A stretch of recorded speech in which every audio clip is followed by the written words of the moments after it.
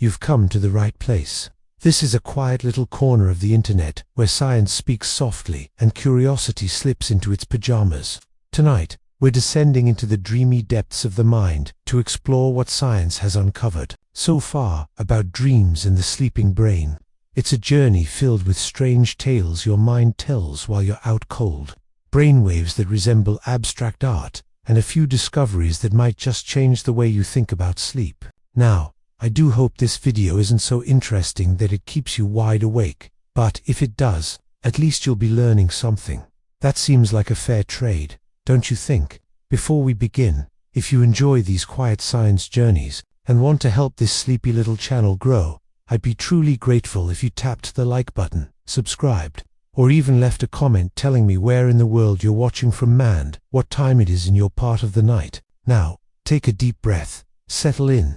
Let's begin our quiet voyage into the theater of the dreaming mind. What exactly is a dream? It sounds like such a simple question, doesn't it? But defining a dream is a bit like trying to hug a cloud. You can wrap your arms around it, but it slips through before you can hold anything solid.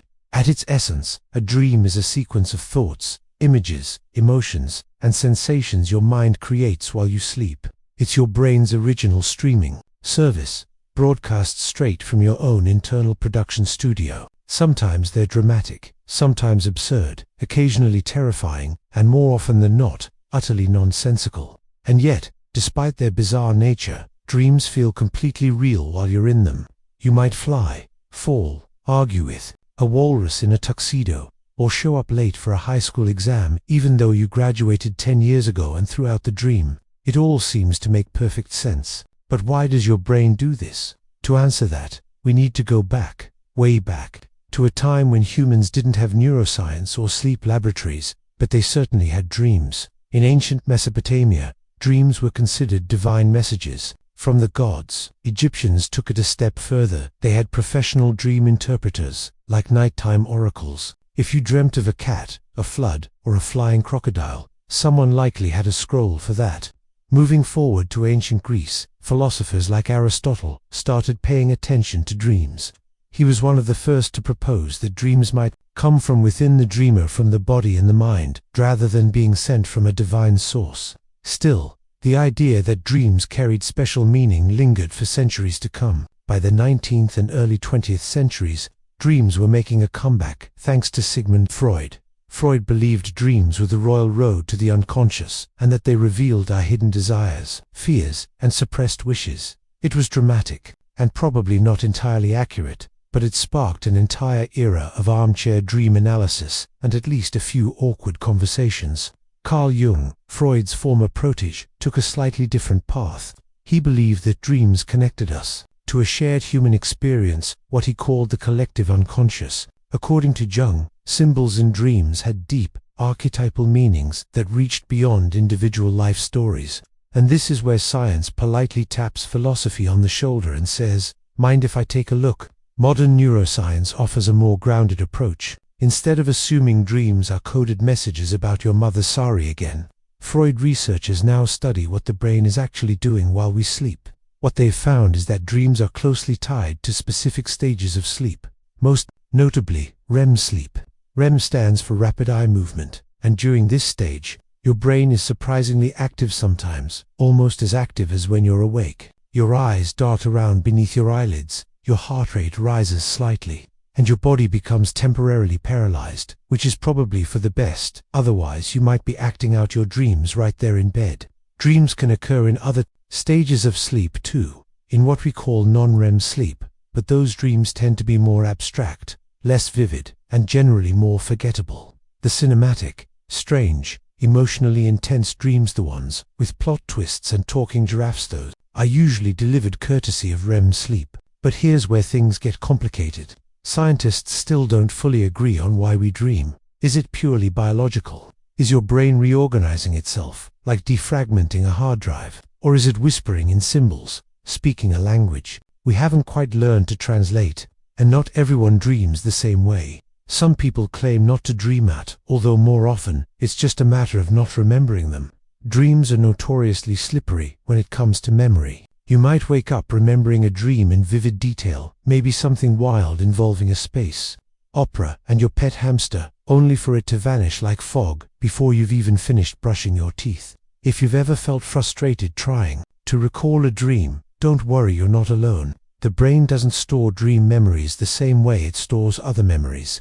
In fact, the regions responsible for encoding memory, like the hippocampus, are less active during REM sleep. That may be why dream memories fade so quickly. Yet, some dreams do stick. The vivid ones, the emotionally powerful or frightening ones, they tend to linger longer, burning more brightly in the mental archive. And here's a twist. Scientists have discovered that the content of dreams often reflects what's happening in your waking life. It's called the continuity hypothesis, the idea that your daily experiences, emotions, and even the media you consume find their way into your dreams. So, if you binge-watched 5 episodes of a detective series, had a heated argument with your boss, and finished your night with a bowl of spicy noodles, don't be surprised if you end up solving a chili-fueled crime scene in your sleep.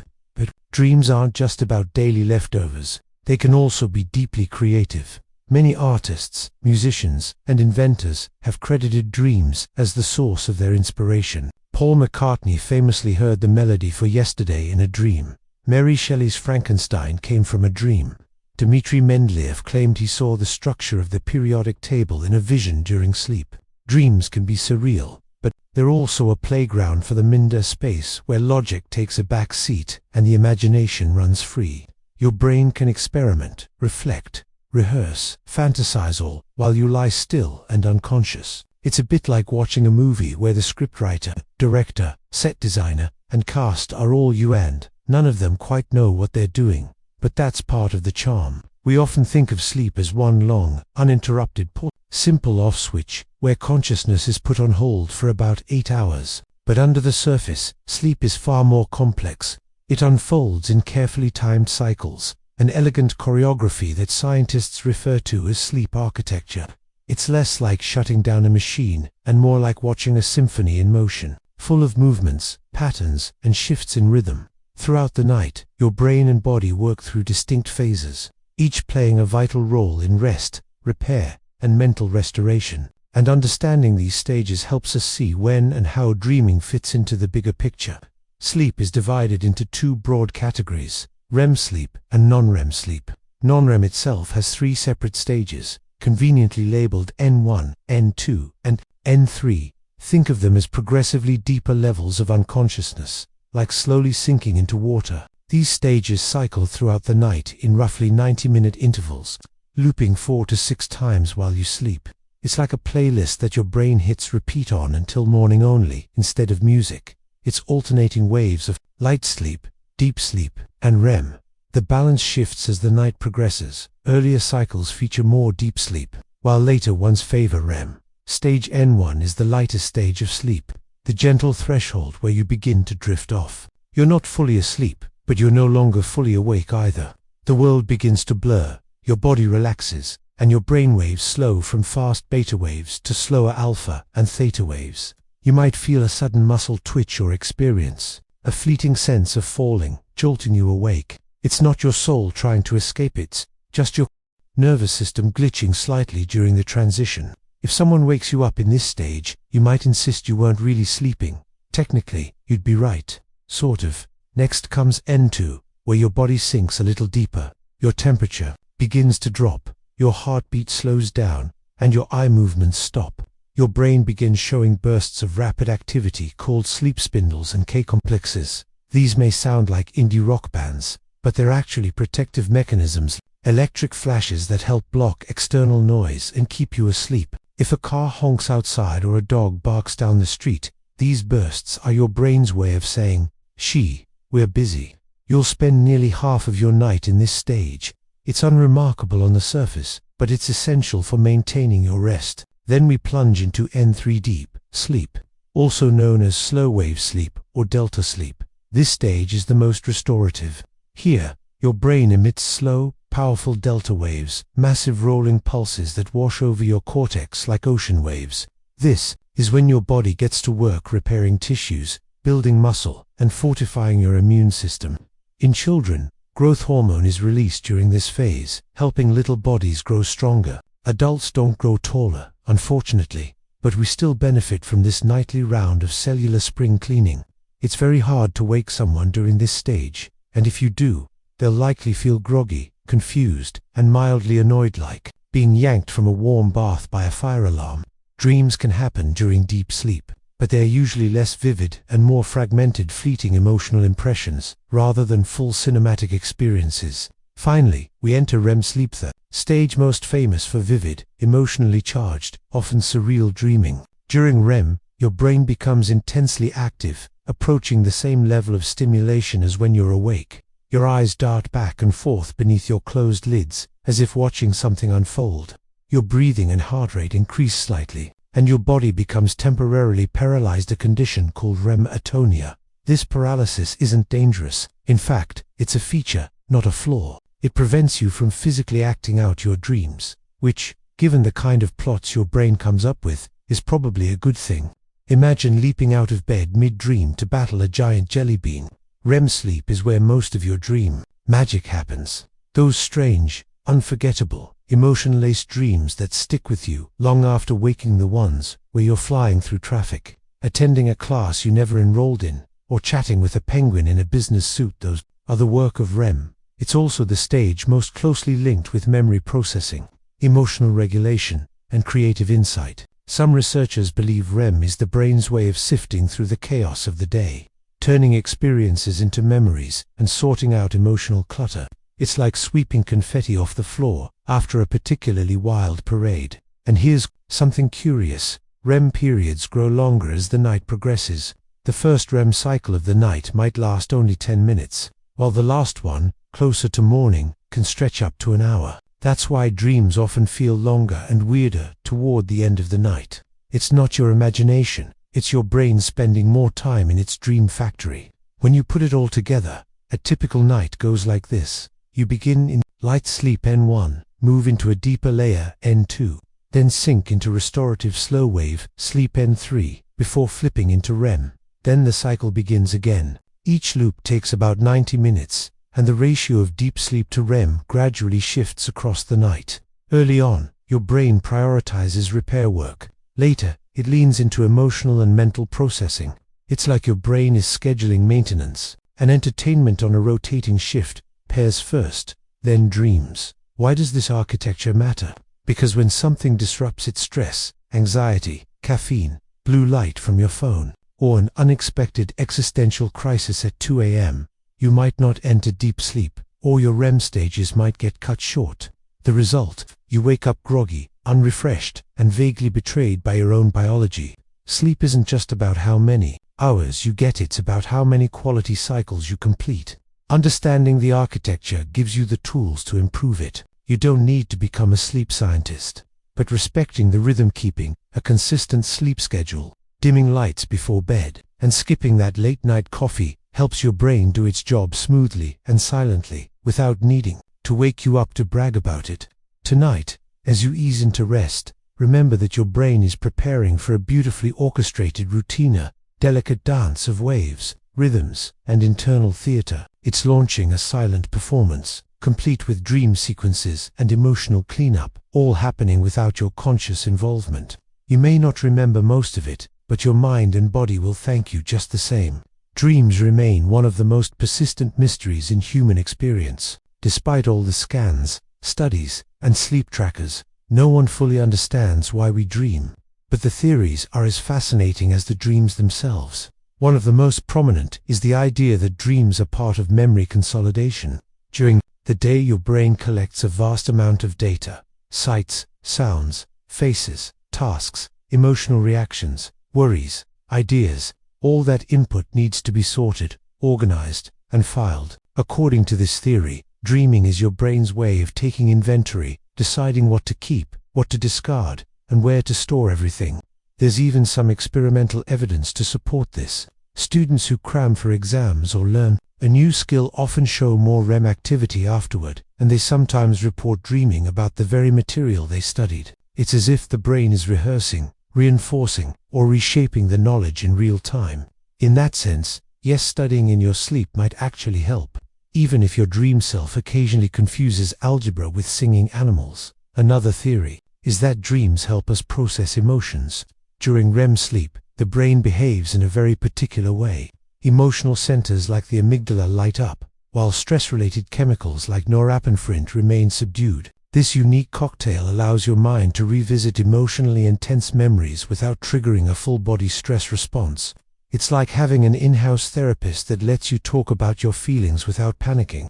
That strange dream you had where you calmly confronted someone from your past while sitting on a floating staircase, your brain might have been working through something. There's also the threat simulation theory. According to this, dreams are like evolution's version of a fire drill. They prepare you to face danger by running simulated scenarios, being chased, getting lost, falling from great heights. The idea is that practicing your reactions in dreams helps you respond better in real life. It's rehearsal in a slightly chaotic, often exaggerated dreamscape. Interestingly, people who grow up in more dangerous environments tend to have more frequent and vivid dreams as if their brains remain on high alert even during sleep. Of course, not all theories are emotional or evolutionary. One of the more mechanical explanations is the activation synthesis hypothesis. This view suggests that dreams are essentially the result of random neural activity flashes of memory, sensory fragments, scattered thoughts triggered by the brainstem during REM, your cerebral cortex. The part of your brain responsible for higher thinking tries to make sense of the chaos by stitching it into a story. Sometimes it works beautifully. Sometimes you end up riding a dolphin through your grandmother's kitchen. Some researchers propose that dreaming plays a role in cognitive development, particularly in children.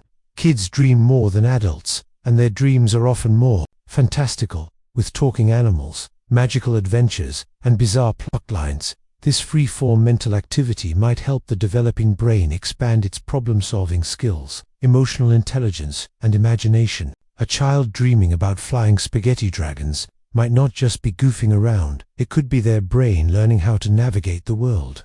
Even for adults, dreams may fuel creativity and insight. Have you ever gone to bed stuck on a problem, only to wake up with a sudden solution?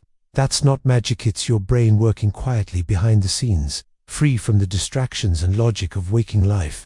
Your dreaming mind can wander down paths your conscious mind might never think to explore. While dreaming may feel like free-form storytelling, it's actually the result of incredibly intricate coordination among different parts of the brain. No single region is responsible for the experience of dreaming. Instead, it's a kind of nightly symphony where each section plays its part. To understand how dreams unfold, we need to step inside the sleeping brain and meet the cast of characters behind the curtain. Let's begin with the prefrontal cortex. By day, this region acts as the internal executive responsible for logic, decision-making, impulse control, and social behavior. It's the voice that says, maybe don't post that comment, or think that through first. But during REM sleep, the prefrontal cortex goes quiet. It takes a break. This is one of the main reasons dreams are so strange, surreal, and often defy logic. The mental gatekeeper is off duty, so your brain can wander into wild, unfiltered territory. Without your inner editor in charge, dream logic prevails. Meanwhile, other brain regions light up like stage lights. The amygdala, for example, becomes especially active during REM sleep. This almond-shaped structure deep inside the brain is responsible for processing emotions, particularly fear, pleasure, and anger. When you find yourself trapped in a dream where your childhood pet is chasing you through an airport while wearing a cloak, the amygdala is likely fueling the emotional intensity. It adds heat to even the most nonsensical storylines, making them feel meaningful and dramatic. Even when the logic makes no sense, the emotion feels real. Your stress response system is also muted during REM, which is important. It allows you to revisit stressful or emotional experiences without triggering a full fight-or-flight response.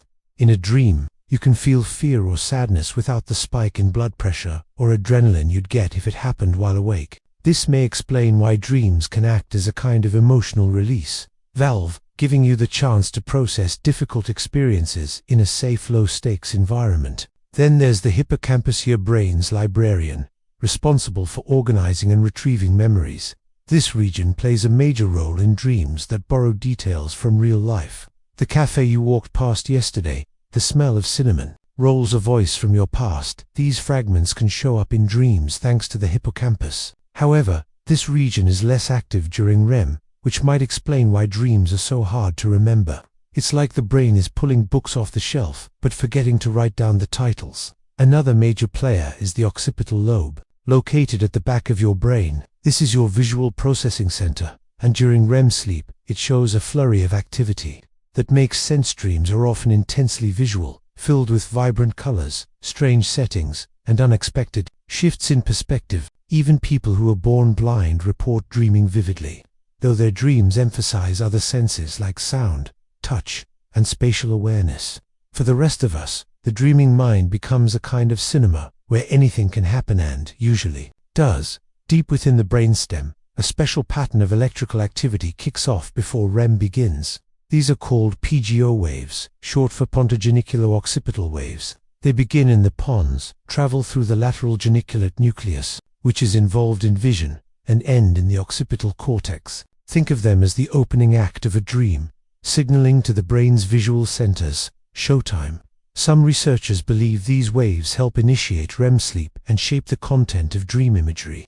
One of the most fascinating things about dreaming is the way the brain becomes simultaneously active and disconnected.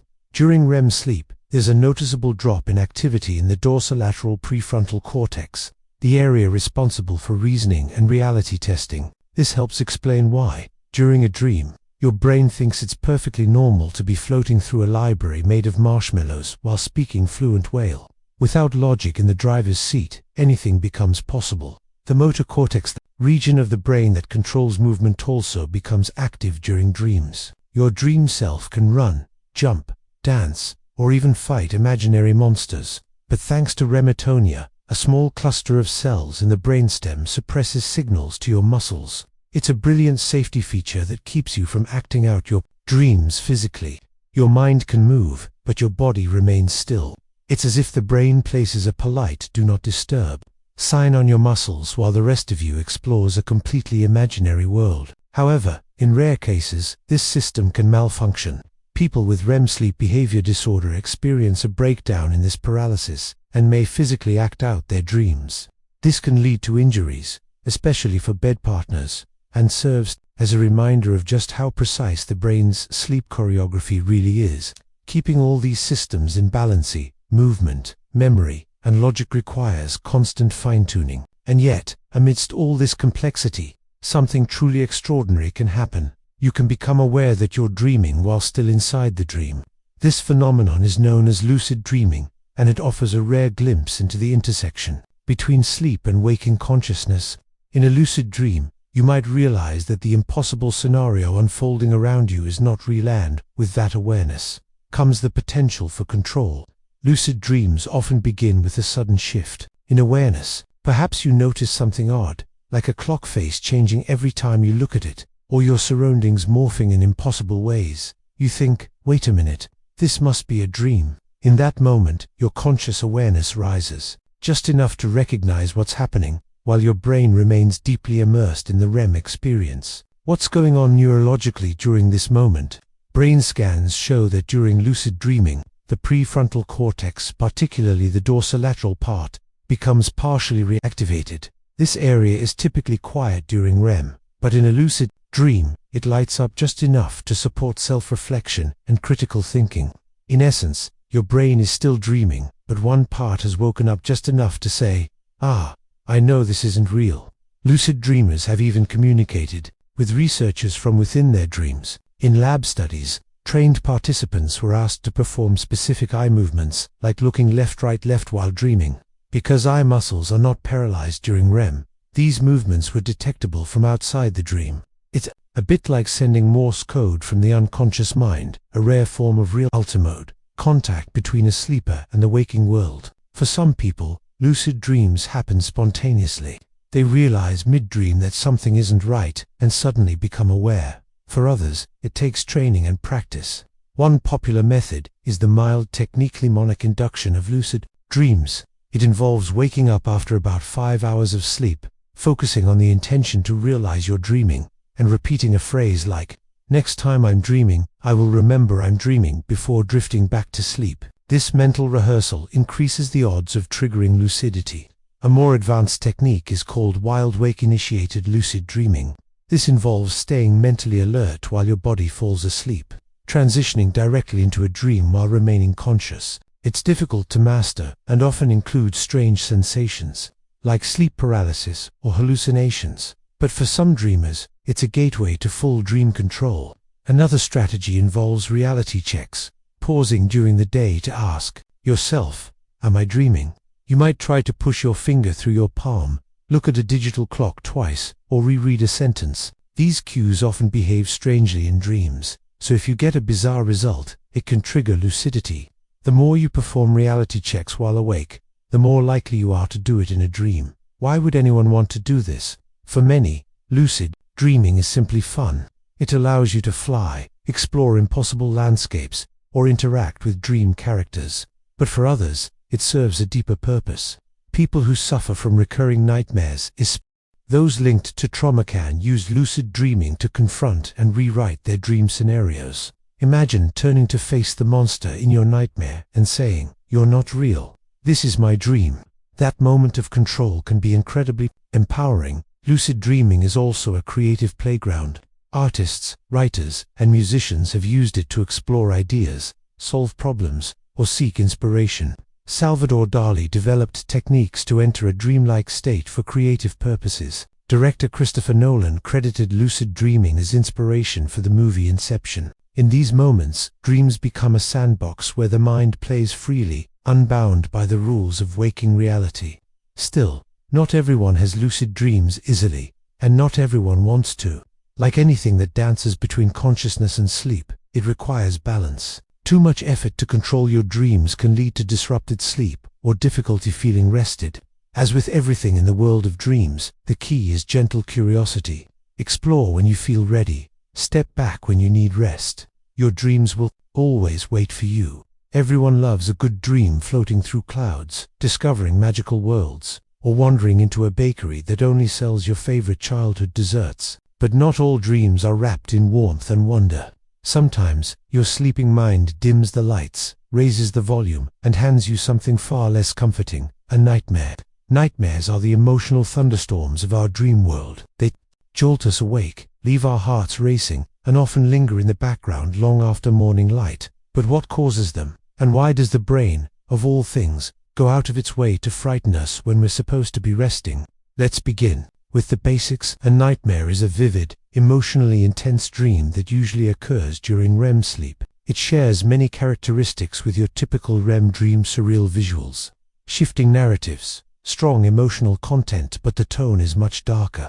While an ordinary REM dream might feel odd or confusing, a nightmare injects powerful fear, anxiety, sadness, shame, or helplessness.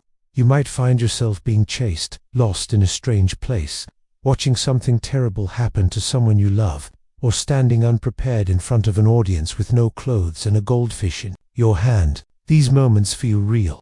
That's part of what makes nightmares so jarring. Most people experience nightmares occasionally. They're normal, though unpleasant. But when they become frequent, or begin to interfere with sleep quality, emotional well-being, or daily life, they may be part of a clinical condition known as nightmare disorder. This is especially common in people with high stress, anxiety, or trauma histories. Nightmares have a strong link to our emotional state while awake. In fact, some researchers believe nightmares serve a similar purpose to dreams in general. They help the brain process intense emotional experiences. Only in this case, the volume is turned up high. Think of a nightmare as the brain trying to simulate worst-case scenarios, emotional rehearsals that prepare us to respond to fear, grief, or stress. It's unpleasant, no doubt, but potentially useful. Like a psychological fire drill, your brain might be testing its responses and exploring outcomes in a safe, imaginary space. For people recovering from trauma, though, nightmares often go beyond rehearsal. They become stuck loops, forcing the dreamer to relive the trauma again and again.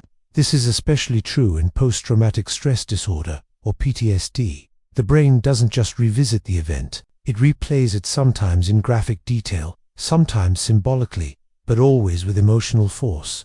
One helpful method for treating recurring nightmares is a technique called imagery rehearsal therapy. This approach involves rewriting the nightmare. During waking hours, you imagine the same scenario, but you change the outcome, altering the story to something less threatening or more manageable. You then mentally rehearse the new version, repeatedly. Over time, this process can reduce the frequency and intensity of the nightmare. It's like telling your brain, we've learned what we needed to from this experience. You can let go now. But not all frightening sleep events are nightmares. There's another lesser-known phenomenon called night terrors, also referred to as sleep terrors. These episodes are quite different from typical bad dreams. They usually happen during non-REM deep sleep, particularly early in the night. Instead of being dreamlike, they're more like sudden storms of fear erupting from the lower brain. During a night terror, a person might sit bolt upright, scream, sweat, thrash around, or appear wide-eyed and panicked. But they're not fully awake. Their eyes may be open, but they're unreachable, like trying to talk to someone who's on the other side of a locked door. Often, they have no memory of the episode the next morning. Night terrors are far more common in children than adults, and most kids outgrow them without any lasting effects. Still, they can be alarming for parents to witness, especially when your child suddenly screams into the darkness, after you've just read them a bedtime story about friendly animals in the forest. In adults, night terrors are rarer, but can be linked to sleep disorders, stress, or certain medications. They are not technically dreams at all, more like misfires in the brain's sleep-wake system, where parts of the brain remain asleep while others try to wake. It's like your mind and body are stuck halfway between two rooms, pulling in different directions. Closely related, but perhaps even stranger, is the phenomenon of sleep paralysis. It occurs when your brain wakes up, but your body hasn't caught up yet. You become conscious aware of your surroundings, but you can't move, speak, or open your eyes. Often, this state is accompanied by intense hallucinations, shadows moving in the room, pressure on the chest, or strange, unexplainable sounds. Throughout history, this experience was often blamed on demons, spirits, or supernatural forces. Today, we know it's a temporary mismatch between your REM paralysis system and your waking consciousness. Essentially, the dream paralysis outlasts the dream. The good news: it's harmless and usually passes within seconds or minutes. The bad news: in the moment, it can feel absolutely terrifying. So why is the brain so good at scaring itself? One theory is that negative emotions are simply more memorable. From an evolutionary perspective, it makes sense to remember danger. A dream about escaping a burning building is far more likely to stick with you than a dream about having lunch in a sunny park. Fear is a powerful teacher. It burns impressions deep into the brain. The emotional charge of nightmares may serve to highlight potential threats or unresolved conflicts, ensuring we don't forget them so easily. But the line between dream and nightmare isn't always clear. Some dreams are disturbing without being terrifying. Others are thrilling without being explicitly negative. What qualifies as a nightmare depends as much on the dreamer as the content. A dream about public speaking might be exhilarating to one person and terrifying to another. Emotional tone is subjective, and the brain's interpretations of events can vary wildly depending on context, history, and personality. In some ways, nightmares function like emotional mirrors. They reflect our inner tensions, fears, and stresses, sometimes clearly, sometimes through warped imagery. They show us what's under the surface. And while that can be deeply uncomfortable, it can also be the first step toward healing. Your dreaming brain might be saying, I know this is scary, but we need to look at it. That reflection, that confrontation, might be part of your emotional processing. The good news is that most people don't experience nightmares every night. There are occasional visitors, intense, yes, but usually brief. And for those who do face them more often, there are tools to help. Better sleep, hygiene, stress management, cognitive behavioral techniques, and dream-focused therapies like imagery rehearsal. We're learning how to make peace with the shadows. So if you've had a nightmare recently, a fall, a chase, a moment of helplessness, know this: your brain might simply be trying to work something out. And if you woke up breathless, heart pounding, and a little shaken but safe in your own bed, that's your mind's way of saying, it was only a dream. And maybe, just maybe, the next one will be something gentler. A nap on a floating leaf, a wise turtle telling you stories, a walk through a glowing forest filled with calm. Because while dreams often explore our deepest fears, they also offer comfort, healing, and even joy. And whether they challenge or soothe us, they remind us that even in rest, our minds are still speaking quietly, symbolically, and sometimes beautifully. We often think of sleep as a time to escape, a nightly retreat from the noise of the world. We imagine it as peaceful, passive, perhaps even quiet. But our dreams don't always get the memo. They don't wait for permission to unpack what's been left unsaid.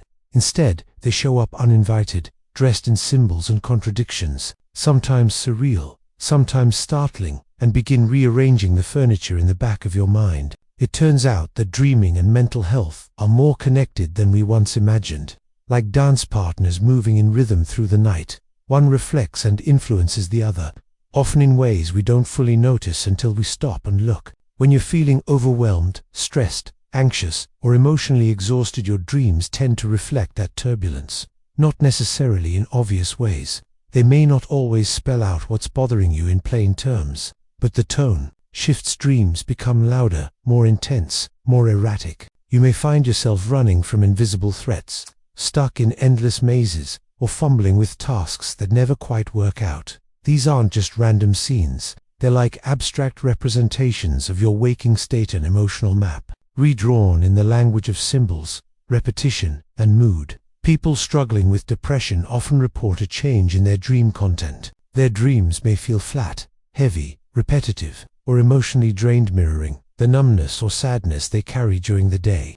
Rather than being vivid or creative, these dreams sometimes feel mechanical or muted. It's as if even the dreaming brain is tired. By contrast, those dealing with anxiety tend to experience dreams filled with social embarrassment, failure, pressure, or looming danger, endless variations of being unprepared, being exposed, or losing control. You might be trying to dial a phone number that never works, walking into an exam you forgot to study for, or endlessly packing a suitcase that never fills. And it's not just the content that changes. The structure of dreams, the way they flow, cohere, and unfold can also shift depending on mental health. People navigating trauma or psychological overwhelm often experience fragmented, disjointed dreams. Scenes jump abruptly, narratives collapse, and emotional weight accumulates without resolution. It's as if the brain is trying to process too much, too fast, with too few tools. These dreams are heavy, but chaotic, raw emotion without a clear story.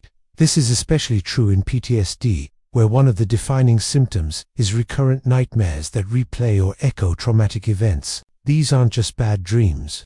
They are, for many people, reliving. The brain gets stuck in a loop, replaying the trauma like a scratched record that never finds the next track. Normally, REM sleep helps us soften the edges of emotional memories. In healthy individuals, REM can take the sting out of a painful event. You still remember it, but it doesn't carry the same emotional weight. But in PTSD, that system seems to short circuit. Instead of processing the emotion, the brain repeats it. Instead of healing, it reopens. This is why dream-focused therapies can be so powerful. By teaching the brain to reframe, revise, or redirect a recurring nightmare, sometimes even during the day, we help it rehearse a new story. That's the promise of imagery rehearsal therapy. If you spend time awake visualizing a different outcome, the brain may follow that script instead when it enters REM. Over time, this reduces the emotional charge, giving the mind permission to move forward. But dreaming isn't only shaped by mood, it's also influenced by the tools we use to manage mental health, especially medication. Many antidepressants affect REM sleep. Some reduce the amount of time spent in REM, leading to fewer or fainter dreams. Others cause REM rebound, where vivid, emotionally intense dreams flood back once the dose has changed or discontinued. This isn't necessarily a bad thing. It's simply another reflection of how deeply connected mood, brain chemistry, and sleep truly are. The brain is a system, not a set of isolated compartments. When we adjust one part, mood, medication, memory, effects ripple outward in subtle, often unexpected ways. Dreams are also being explored as possible early indicators of mental health changes.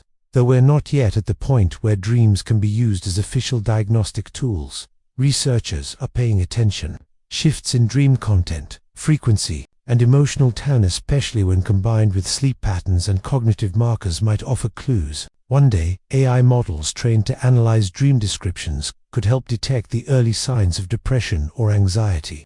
Of course, explaining a dream about flying broccoli to a computer will always feel slightly absurd, but somewhere in those strange narratives may be data patterns that whisper hints before symptoms speak loudly. That said, dreams are deeply personal. They reflect not only your mental state, but your story, your fears, your memories, your temperament, your life. They offer windows, not blueprints. They are not equations to be solved, but expressions to be listened to. Sometimes, dreams show us truths we haven't spoken aloud. They might echo a conversation we're avoiding, a fear we haven't named, or a longing we haven't acknowledged. And sometimes, when the world feels too loud or confusing, dreams offer a symbolic release, turning stress into metaphor, tension into image. They give shape to the shapeless. There's growing evidence that dreams can aid in emotional healing and problem solving. In therapy, clients sometimes describe dreams that echo real-life dilemmas. A difficult decision might appear in symbolic form. A repressed feeling might surface through metaphor. Dreams don't deliver easy answers, but they can nudge us toward clarity, revealing what matters or what's unresolved. It's the brain's quiet way of saying, "You're working on this," even if you don't know it yet. Of course, not every dream is profound. Some are just weird. Some are clearly the result of a late-night snack or a marathon of science fiction. Not every dream needs to mean something. A floating platypus in a bow tie might just be a floating platypus in a bow tie. But when dreams do stir something deeper, when they echo your stress, your hope, your grief, it's worth pausing to notice. Not to overanalyze, not to panic, just to acknowledge, because the dreaming mind isn't a stranger. It's a part of you, a version of you, working through life in its own strange language. And if your dreams are darker lately, if they're more intense, more tangled, more persistent, it might simply mean your mind is still working, still sorting, still processing what your waking self hasn't had time to hold. And if your dreams have been soft, warm, or surprisingly hopeful, that too is worth holding on to, because sometimes your subconscious leads you toward healing before you're even awake enough to notice. In the end, dreams aren't just the brain's background noise. They're part of the internal conversation, a deep and ongoing dialogue between your thoughts, your feelings, and your memories. And like all meaningful conversations, the most important parts often happen late at night, when everything else is quiet. You've probably seen it before: a dog lying peacefully on the floor, paws twitching, tail flicking, maybe letting out a soft bark or two, or a cat stretched across a windowsill, whiskers twitching and legs paddling as if it's sprinting through a dreamscape. And if you've ever wondered whether animals dream, the answer is almost certainly yes. They can't tell us about it. Or Labrador has sat down to describe a dream about floating tennis balls, but science gives us a few convincing clues. Most mammals and many birds experience REM sleep, the same stage where human dreams thrive. REM is marked by irregular brain activity, temporary paralysis, and rapid eye movements. In animals, this looks familiar: twitching limbs, shifting eyes, little vocalizations. It's as if a silent movie is playing behind their eyelids. Brain scans go even deeper. In a well-known study at MIT, researchers recorded the brain activity of rats running through a maze. Specific neurons fired in a particular pattern during the run, like a neural song the brain played while solving the maze. Later, while the rats slept, those same patterns reappeared during REM. It was as if the rats were mentally running the maze again, rehearsing, reinforcing, or maybe just dreaming it. Birds show signs of dreaming too. Zebra finches, known for their complex songs, have been shown to replay their tunes while asleep. Their brain activity mirrors the patterns used when singing while awake. It's like sleep karaoke, in perfect rhythm. Reptiles, once thought too simple for such behavior, are also showing signs of REM-like states in some species of lizards. While it's still early in this line of research, it hints that dreaming may be far older in evolutionary history than we assumed. What are animals dreaming about? We can't say for sure, but it's reasonable to believe they dream of things that matter to them: familiar places, companions, threats, or food. A dog might be revisiting a park or chasing after a rival. A bird might be practicing its songs in sleep. A rat might be reliving a route through a maze. It's unlikely they dream in metaphor or symbolism the way humans do, but the core functions, consolidation, emotional regulation, rehearsal, may still apply. And just like humans, animals exposed to stress can experience more intense or disrupted REM sleep. There's even evidence that some animals might have nightmares. In that sense, dreams may be less uniquely human than we once thought, perhaps part of a shared biological language spoken across species. The boundaries of dream research are expanding rapidly. and what once seemed like science fiction is becoming reality. For most of human history, dreams were entirely private, fleeting experiences that evaporated by morning. You might wake with the fragment of a story or a powerful emotion, but try to explain it, and the meaning slipped through your fingers. Dreams were whispers in a locked room. But now, scientists are gently picking at the lock. This new frontier, sometimes called dream decoding names, to translate brain activity during sleep into something we can observe or even interpret. The process often begins with EEG, a technique that monitors brainwaves during sleep. EEG helps identify sleep stages, but doesn't provide much detail about dream content. That's where fMRI, or functional magnetic resonance imaging, comes in. It tracks which regions of the brain are active and when. In one groundbreaking experiment in Japan, participants were shown hundreds of images, faces, objects, and awake. Their brain's responses were recorded, creating a kind of neural fingerprint for each image.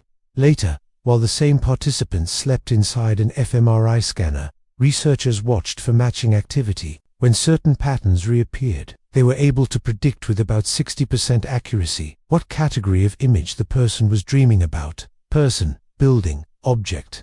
It wasn't detailed enough to describe the full dream plot, but it was the first real glimpse of content from inside a sleeping brain. Other labs have gone further. At the University of California, researchers used fMRI and artificial intelligence to reconstruct blurry images of what people were seeing while awake, based solely on their brain activity. These reconstructions were ghostly, like impressionist paintings from the subconscious, but they showed that visual data could be reverse engineered from thought. Could we do the same for dreams? Possibly, someday. With advances in machine learning and brain imaging, the idea of translating dreams into visual or textual representations is inching closer to reality. That raises fascinating and a little unsettling questions. Dreams have always been private. If we develop the ability to record or decode them, what happens to that privacy? Will we need dream passwords, neuro rights, legal protections for the content of our subconscious? These questions are already being debated in scientific and ethical circles, because while the idea of watching your dreams like a movie might seem exciting, there's also something sacred about the fact that, for now, they belong only to you. But there are beautiful potential uses too. Imagine someone who can't speak, or write, someone locked in their own mind due to illness or injury. If we could one day interpret their dreams, we might gain access to their thoughts, their feelings, their creativity. Dream decoding could become a new form of communication. Or consider therapy. If recurring dream patterns could be monitored and understood, they might provide insight into emotional health, highlighting unresolved tensions, patterns of stress, or emerging struggles. A dream journal, written not by hand, but by neural signal. Some scientists are also exploring dream shaping. This technique, called targeted dream incubation, involves gently influencing the content of dreams, using cues like sound or scent. For example, if a person hears the word tree repeatedly as they drift into sleep, they're more likely to dream of a forest. If they smell roses, their dreams may take on a more pleasant tone. In one study, people learning a new skill, like playing a melody, were exposed to related sounds during sleep. The result? Improved performance the next day. It's not full dream control, but it is a gentle nudge. Now imagine combining dream incubation with wearable tech headbands that monitor your sleep stages, earbuds that deliver cues only during REM. You could guide your dreams to focus on solving a problem, rehearsing a speech, or revisiting a calming memory. Apps and devices are already being developed with this in mind. The science is young, but it's no longer hypothetical. The fantasy of dream sharing to people experiencing the same dream is still far beyond our reach. But as we improve our ability to interpret neural signals, it's not entirely impossible that future technology might allow people to share elements of dream content, images, emotional states, fragments of story, not as perfect replicas, but as shared experiences. Dreams could become a new medium somewhere between film, memory, and art. Yet with all this dazzling possibility comes responsibility. If we can guide dreams, can we manipulate them? If we can read them, can they be misused? The line between natural sleep and engineered experience could grow blurry. This is why researchers are advocating for protections: mental privacy, cognitive autonomy, the right to dream unmonitored. Dreams may be among the last spaces truly untouched by external influence. We must treat them with care. Still, there is reason for hope. Imagine people with PTSD receiving personalized dream therapy, using sound or cues to soften trauma and rebuild safety. Children with anxiety could learn to reshape their nightmares into adventures. Older adults struggling with memory could revisit cherished scenes through dream recall, aided by gentle stimuli like music or scent. Lucid dreaming might find new purpose not as escape, but as a tool for growth, creativity, and healing. Artificial intelligence may soon play a role. AI systems trained to read brain activity, suggest dream themes, or create emotionally responsive virtual environments may help us explore our inner worlds more deeply. Some developers are already building immersive dream-inspired spaces in virtual reality worlds that respond to mood, not movement. These environments blur the boundary between conscious and subconscious exploration. But for all this futuristic promise, the heart of dreaming remains simple. You don't need devices or algorithms to access it. You only need sleep. Your brain is already equipped to imagine, process, feel, and remember. It already tells you stories, strange, wonderful, confusing, healing every night. Dreams remind us that the mind is not a machine. It is a storyteller, an explorer, a quiet projector playing films only you can see. The future of dream science may bring tools, therapies, and technologies we can't yet imagine, but it will never replace the simple wonder of waking up with an image in your head, blinking in the light, and thinking, where did that come from? Because at its core, dreaming is not just a function of the brain, it is a glimpse of the soul in motion. And so, here we are, gently drifting back from the strange and beautiful world of dreams.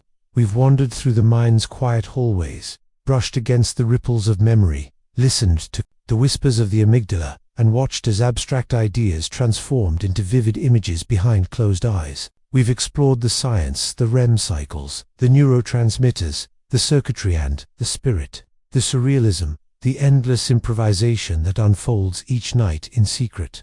We've seen how dreams aren't just flickering shadows on the walls of sleep, they're reflections of our fears, our hopes, our creativity, and our inner questions, all stitched together by a brain that never truly rests. Dreams are not mere leftovers of thought or chaotic sparks in the dark. They are soft evidence that even in our most unconscious moments, we are still trying to make sense of the world, still storytelling, still connecting dots, still feeling. Some dreams are awkward, strange, even laughable.